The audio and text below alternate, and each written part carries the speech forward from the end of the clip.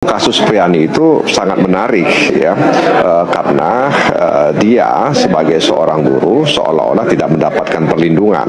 Nah karena itu polisi kan tugasnya melindungi. Nah karena itu perlindungan polisi itu juga hadir di dunia pendidikan. Ini penyidik sudah pergi mengambil barang bukti sapu di sekolah ya, itu pukul 13.20, sementara perkara ini dilaporkan pukul 14.12. Nah ini kan sesuatu yang tidak lazim ya, perkara belum dilaporkan tapi penyidik sudah bergerak cepat mengambil barang bukti misalnya. Bukan karena Sudarsono mengawal itu, tapi memberikan statement sebelum dilaporkan mengenai penembakan mobil. Ini kan masalah senjata, ini kan hal yang rawan sekali, sehingga membuat ketertiban masyarakat resah di sana.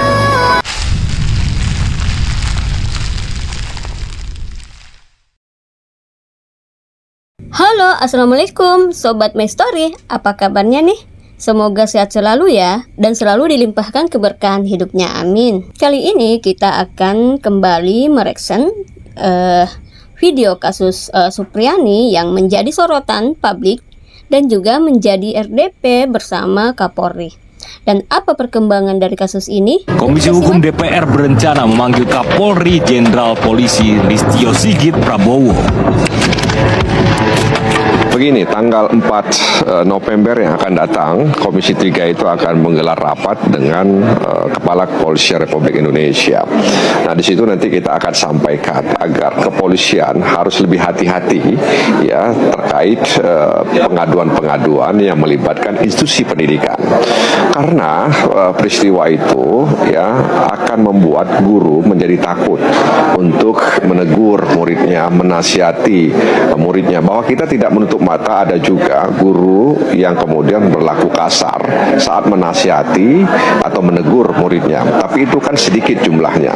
Nah karena itu kasus Priani itu sangat menarik ya, karena dia sebagai seorang guru seolah-olah tidak mendapatkan perlindungan. Nah karena itu polisi kan tugasnya melindungi. Nah karena itu perlindungan polisi itu juga hadir di dunia pendidikan. Hal yang juga bakal dipertanyakan menyangkut dugaan adanya permintaan uang sebesar 50 juta rupiah kepada Supriani. Iya, memang isu itu kita dengar ya, dan kita baca juga di beberapa media. Nah karena itu kan kemudian kita mendengar ada ada bantahan ya. Nah karena itu sekali lagi ini kan karena ada sesuatu masalah di awal, ada ketidakterbukaan di awal, sehingga kemudian masing-masing membantah ya dengan apa yang tersiar di tengah-tengah masyarakat. Nah karena itu menurut saya intinya adalah bagaimana kepolisian ketika mendapatkan laporan hal-hal seperti itu jangan langsung melakukan tindakan ya, tapi lakukan pendekatan-pendekatan dalam konteks restoratif justice tadi itu. Itulah teman-teman ya, tadi ternyata ini sudah dibahas di DPR. Sekarang kita menuju ke kuasa hukum Bu Supriani yang menyatakan bahwa di pengadilan sepertinya terungkap banyak ada rekayasa dan yang ini penyidik sudah pergi mengambil barang bukti sapu di sekolah ya, itu pukul 13.20, sementara perkara ini dilaporkan pukul 14.12. Nah ini kan sesuatu yang tidak lazim ya, perkara belum dilaporkan tapi penyidik sudah bergerak cepat mengambil barang bukti misalnya. Kemudian sebelum perkara ini dilaporkan, ini juga katanya pelapor, dalam hal ini orang tua korban yang kebetulan adalah anggota juga Polsek Baito, itu sudah koordinasi memang dengan Kapolsek. Jadi menjadi pertanyaan kita, kenapa kok perkara pidana mau dilaporkan harus koordinasi dulu dengan Kapolsek? Kan ada apa seperti itu. Kemudian terungkap juga fakta tadi dari saksi-saksi bahwa sebenarnya Ibu Supriani waktu awal itu, waktu pergi minta maaf kepada Pak Wibowo, itu atas suruhan dari penyidik yang namanya Jeffrey. Jadi Jeffrey menyampaikan kepada kepala sekolah, tolong sampaikan kepada Ibu Supriani bahwa berkas-berkasnya ini sudah lengkap dan saksi-saksinya sudah lengkap, besok rencana akan ditetapkan sebagai tersangka. Jadi sarannya agar sampaikan ke Bu Supriani datang saja mengaku dan minta maaf kepada orang tua korban, dalam hal ini Pak Bowo. Nah, kepala sekolah menyampaikan ke Ibu Supriani. Nah, Ibu Supriani kan sangat-sangat terpukul sekali sampai menangis karena dia harus pergi mengakui sesuatu yang dia tidak lakukan. Tapi akhirnya Ibu Supriyani luluh juga pergi karena dia sudah ketakutan dan juga dia mempertimbangkan dia punya anak kecil. Seperti itu. Nah, setelah datang minta maaf, ternyata juga perkara itu tidak diselesaikan, tidak berhenti. Dan ternyata kegiatan minta maaf itu ternyata dijadikan fakta baru oleh penyidik selanjutnya bahwa Ibu Supriyani sudah mengakui kesalahan, padahal itu sebenarnya adalah jebakan, seperti itu. Nah, ini memang dari awal kami melihat bahwa polisi mencoba mengejar pengakuan Ibu Supriyani. Karena apa? Saksi-saksi yang melihat kejadian ini cuma 3 orang anak kecil, 3 orang anak SD kelas 1, dan kami sudah periksa keterangannya semua bertentangan satu sama lain, tidak konsisten antara satu. Yang satu bilang kejadiannya jam 8.20, yang satu bilang jam 10, yang satunya bilang tidak tahu jamnya. Padahal di BAP kita bisa lihat ketiga anak itu BAP-nya sama semua bahwa kejadian jam 10. Dan semua kata-kata di dalam BAP kami melihat itu semacam copy paste aja dari keterangan anak 1 ke anak 2 ke anak 3. Jadi sepertinya didesain, tapi dalam persidangan itu terlihat bahwa keterangannya berbeda-beda. Nah, kemudian juga tadi sempat diperiksa guru. Karena gini, Ibu Supriyani ini kan guru kelas 1B kan. Nah, guru kelas 1A, kelasnya korban itu adalah Ibu Lilis namanya. Ibu Lilis sudah diperiksa tadi bahwa yang dituduhkan kejadian pemukulan itu di tanggal 24 Oktober hari Rabu itu tidak ada karena Ibu Lilis yang mengajar di situ sampai pulang anak-anak SD kelas 1 itu jam 10, nggak ada pernah kejadian itu. Oke, itu tadi ya teman-teman. Sekarang kita beralih ke ini nih, Pak Bupati Konawe Selatan yang mencopot Camat Baito. Kita dengarkan apa penjelasan dia kenapa di camat itu dicopot gitu loh. Padahal Pak Camat cuma ngasih kayak sarana aja gitu teman-teman kepada Bu Supriyani.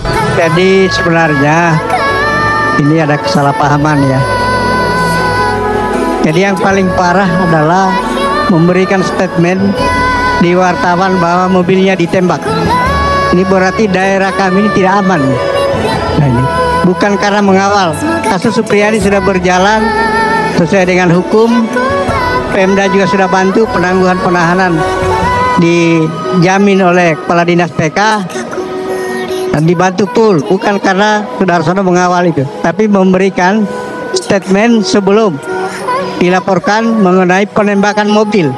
Ini kan masalah senjata, ini kan hal yang rawan sekali, sehingga membuat ketertiban masyarakat resah di sana.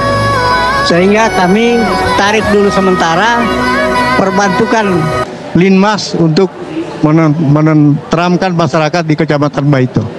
Karena ini kasus, walaupun selesai di pengadilan, itu ada keluarga besar kedua pihak, ini kan satu desa.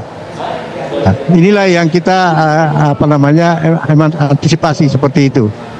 Ya. Jadi bicara soal penembakan ini kan harus dari Polri, harus ada penelitiannya. Nah, padahal hanya mungkin batu saja sudah sampaikan penembakan, sehingga masyarakat resah. Berarti di Baito ini sudah ada berkeliaran penembak-penembak seperti itu. Nah, makanya saya tarik dulu, saya BKO-kan Linmas untuk menjaga keamanan masyarakat dan memberikan jaminan keamanan pada masyarakat sesuai tugas daripada pemerintah daerah. Jadi kasus hukum ini kami tidak masuk ke situ, tapi tetap kita hak-hak Supriyani tetap kita dorong, kita bantu. Jadi jangan dipelesetkan soal seperti itu. Ini alasan saya kenapa saya tarik. Adapun tidak pernah melapor, ya itu termasuk itu, tidak pernah melaporkan. Karena ini kita sayangkan sebenarnya. Kalau dilaporkan sebelumnya selesai, akan selesai. Tidak perlu harus viral sampai tingkat nasional. Saya sebagai kepala daerah malu kalau ada aparat saya seperti itu. Lah, dicopot karena meresahkan masyarakat katanya teman-teman. Gimana ya, apa Pak Camat itu meresahkan? Kayaknya enggak ya. Justru banyak masyarakat yang kayak kayak memuji, membela gitu loh. Apalagi yang soal peluru itu kan Pak Camat tunjukin kaca mobilnya itu loh yang kayak ditembak gitu. Dibilang meresahkan gimana ya? Alasannya Pak Bupati kayak nggak nyambung ya dengan pencopotan itu kalau menurut saya ya. Seperti Pak Bupatinya lagi terpaksa nih mencopot atau gimana ya. Bingung juga mau jawabnya. Oke, gimana nih teman-teman pendapatnya tentang Pak Bupati ini? Oke guys, sampai di sini dulu reaction kita. Bye, assalamualaikum.